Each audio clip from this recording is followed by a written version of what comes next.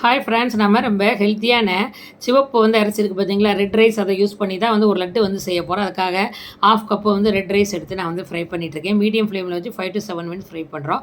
அடுத்து பார்த்தீங்கன்னா ரெட் அவல் இதுவும் ½ கப்பு எடுத்துருந்தேன். ஸோ எல்லாமே நம்ம ஃப்ரை பண்ணுறோம். 7 மினிட்ஸ் வரைக்கும் பொறுமையாக ஃப்ரை பண்ணி எடுத்துக்க போகிறோம். அதுக்கப்புறம் பார்த்திங்கன்னா வறுத்த வேர்க்கடலை பச்சையாக இருந்ததுன்னா ரொம்ப நேரம் வறுத்துக்கோங்க. இது ஆல்ரெடி எனக்கு வறுத்த வேர்க்கடலை. ஸோ நான் லைட்டாக ஹீட் மட்டும் பண்ணுறேன். ஸோ எல்லாத்தையும் நம்ம ஆற வச்சுட்டு அதுக்கப்புறம் மிக்ஸி ஜாருக்கு மாற்றிட்டு நல்ல கோர்ஸாக பரபர நிற நம்ம பொடிச்சுக்கிறோம்.